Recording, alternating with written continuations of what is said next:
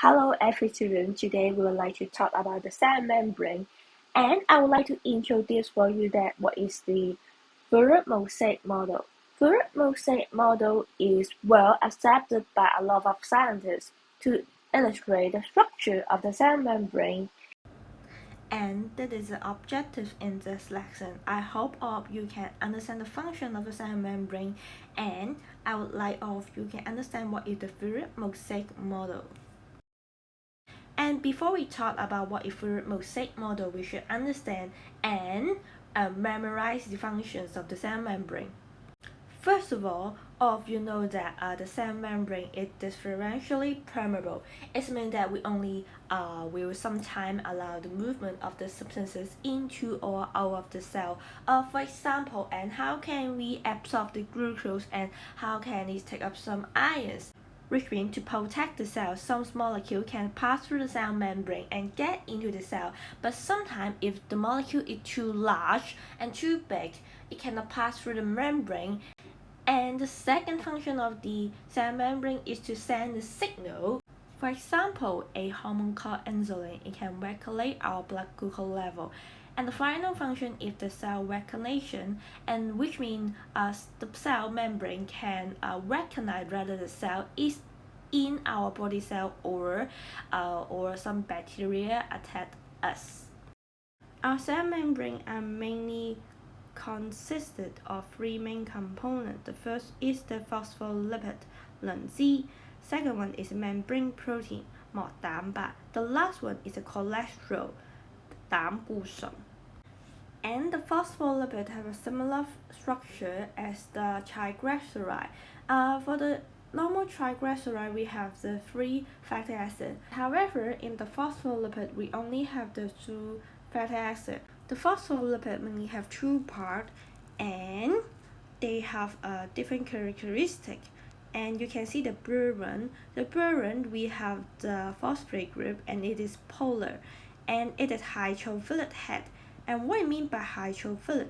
Hydrophilic means this part loves the water very much, and they would like to attach to the water, and they want to get closer with the water. And the second part is the hydrophobic tail. Hydrophobic tail and the fatty acid is non-polar, and hydrophilic means that they want to get away of the water, okay? And then please take a look at the beaker, and there are some water here, and to imagine that we put the phospholipid into the water, and there are the phosphate group and the hydrophobic tail, right? So you can see that the head should be touched on the water, and then the tail want to stay away from the water. You can see the cell here. If there are only one layer of the phospholipid, it's quite difficult to form a circle like this cell, right? So you can see that the arrangement of the phospholipid is quite important. Okay, inside the cell we have the cytoplasm is containing a lot of water, and how about outside the cells, they still have a lot of water.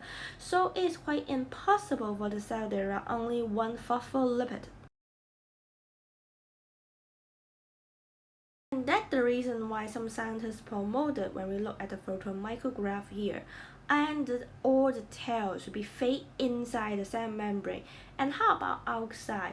And all the hydrophilic head will point outward, right? In contrast, the hydrophobic tail is point inward. And that's the reason why you see neither the hydrophilic head is very happy, because they can keep in touch with the water. And in addition, the hydrophobic tail is very happy inside because they can stay away from the water. And it is perfect for both of them, and that's the reason why it is arranged in a bilayer. And fluid mosaic model, the fluid means the phosphor molecule is arranged in a bilayer, and it can move laterally, and you can look at the GIF here.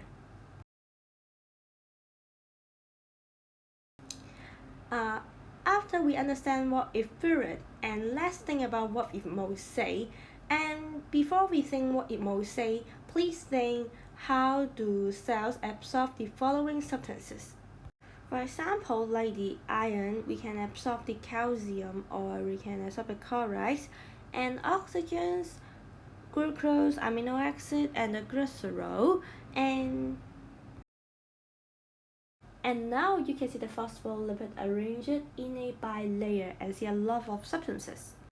Glycerol is very easy to pass through the phospholipid membrane because it is lipid soluble, and the oxygen can diffuse it into the cell through the membrane. But how about the glucose and the amino acid? And how about the iron? Absolutely cannot, because in the middle part you can see there are a lot of the hydrophobic tail, and it is non-polar, and that's the reason why like the iron, maybe the sodium is polar, it cannot pass through the non-polar tail, right? And then it will stuck here. The phospholipid just like a barrier to protect or to prevent some pollen get inside the cell. And that's the reason why you can see that only some lipid-soluble molecule can pass through the phospholipid layer. And how about some, and that's the reason why we have some method to let our polar molecule and let our water soluble molecule to get into our body and get into our cell. And the first membrane protein I would like to introduce for you is the channel protein. So it can let the maybe the sodium ion to pass through the channel to get into the cytoplasm. And the next one we call it carrier protein. When some substances bind with the carrier protein, and the carrier protein will transport them to another side of the membrane, such as the sugar carrier. In the small intestine, we have a lot of sugar carrier, and the sugar carrier can uptake the sugar into the cell. And also, it needs some energy to do this movement, and it is moved by the active transport. The second function of the cell is the cell signaling, and in our cell membrane we have the receptor, and each receptor have each certain shape. Like the hormone, like the insulin, we call it the chemical messengers.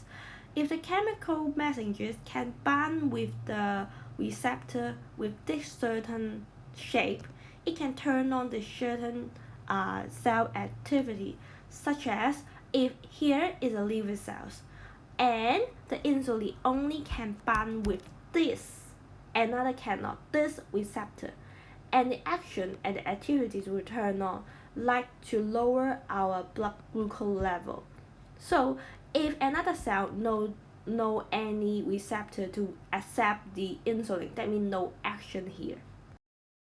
The antigen in the antibody can help us to have a cell recognition, and the antigens most likely there are glycoprotein outside. Let's put the blood group as an example.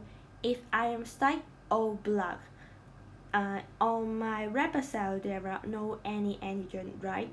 But the AB plus blood inject in my body or donate the blood from me is very dangerous, because the AB plus have the AB plus antigen, and for me it is a foreign antigen. That means that my body will attach the AB plus blood, and maybe I have some dangerous situation on me, maybe have the blood clotting. And the last membrane protein is the enzyme. Enzyme, the function is to speed up some chemical reaction, such as in our small intestine we have a lot of enzyme. If there are some substances to bind to the enzyme, it can speed up in our body that to break down some food substances, and it is quite useful. So let's explain what is fluid mosaic. The mosaic means the protein molecule. It will intersperse among the phospholipid molecule in a mosaic pattern. which means that ở đây we có sơn hàm là tâm là sơn hàm nhập hơi. You can see that there are a lot of phospholipid, and then there are a lot of protein molecule to interspace. And in a mosaic model, and some of the protein membrane may be embedded only halfway, and some of them may be attached to the surface, but most likely, like some channel proteins or carrier proteins, they will spread entire bilayer. And this picture shows there are some carbohydrate and a glycoprotein for the cell recognitions. So to sum up, you can see that the phospholipid molecules are arranged in a bilayer, and with the hydrophilic head pointing outward and hydrophobic tail pointing inward. Also, there are a lot of membrane protein are interspersed among the phospholipid molecule in a mosaic pattern.